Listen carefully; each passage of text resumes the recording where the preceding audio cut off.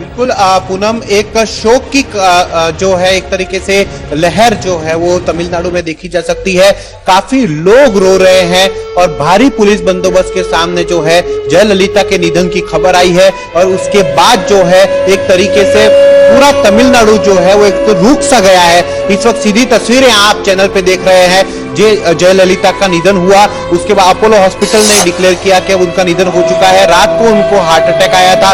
करीब 74 दिनों से जो है वो उनकी तबीयत बहुत ज्यादा खराब थी और उसके बाद उन्हें हॉस्पिटल में एडमिट करा के रखा हुआ था। काफी दिनों से अटकलें लगाई जा रही थी, लेकिन जयललिता जो है उनका देहांत की पुष्टि कर दी गई है।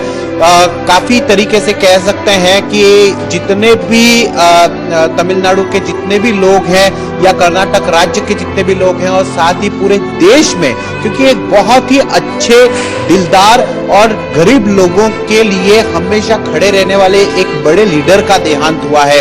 जयललिता के बारे में बहुत सारी बातें हैं जो बहुत सारे लोगों को नहीं पता है। हमारे साथ में हमारे संवाददाता प्रशांत नेमा जुड़ गए हैं, उनसे हम पूछेंगे कि प्रशांत जी ये बताइए कि जयललिता की शादी नहीं हुई, वो मां नहीं है, लेकिन पूरे प्रदेश की अम्मा कही जाती हैं। आखिर उन्होंने ऐसा क्या कर दिया कि लोग जो हैं वो इतने मातम में हैं? किसी नेता के देहांत के बाद में इतने भारी हुजूम में इस तरीके का मातम पहली बार देखने को मिल रहा है। जी निश्चित रूप से विवेक जी, दरअसल यदि हम जयललिता की बात करें तो जब से वे राजनीति में आई हैं, तमिलनाडु की पॉलिटिक्स में जब से उनकी एंट्री हुई है, उसके बाद से लगातार उन्होंने कई ऐसे स्टेप उठाए जो महिलाओं से जुड़े रहे, जो बच्चों से जुड़े रहे, जो छोटे छोटे नवजात बच्चों से जुड़े रहे। इसके बाद उनकी जो तमाम तरह की योजनाएं थी, उन योजनाओं का जुड़ाव हर वर्ग से रहा, चाहे वो गरीब तबके का आदमी हो, चाहे वो महिलाएं हो, चाहे बच्चे हो, चाहे कोई भी हो, उनसे रहा। तो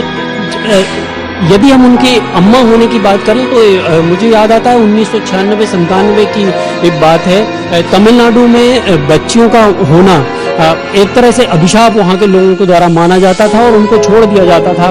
बच्ची पैदा होते ही लावारिस कहीं ना कहीं छोड़ दी जाती थी।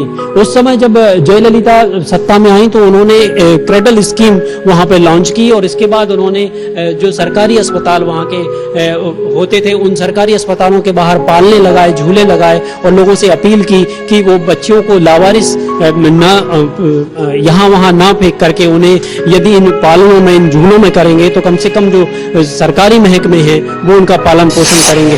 तो ये उनकी पहली स्कीम थी, जिसके बाद वो लगातार इस स्कीम ने स्टेप बाय स्टेप कदम बढ़ाए और लोगों ने इसका सपोर्ट किया। खासतौर से महिलाओं ने इस कदम को काफी सराहा और इसके बाद जो उनकी लोकप्रियता का ग्राफ था वो लगातार बढ़ता रहा।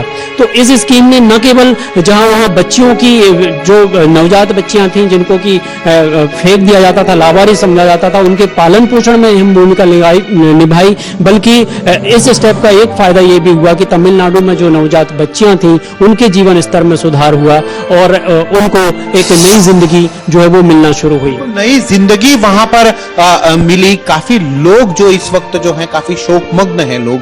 उसका कारण ये भी है कि अम्मा ने, यानी कि जयललिता ने हमेशा गरीब तबके के लोगों का सबसे ज्यादा ध्यान उन्होंने दिया। हमेशा उन्होंने सोचा कि किस तरीके से गरीब लोगों को कोई ना कोई ऐसी सहायता मिले जिसकी वजह से समाज में और प्रदेश में चेंज आए। जिस तरीके से उन्होंने पहली बात की, कई बच्चे, लावारिस बच्चे मिलते हैं जहां पर उन्हें ऐसे ही छोड़ दिया जाता है और फिर बाद में जंगली जानवर उनको अपना भोग बनाते हैं।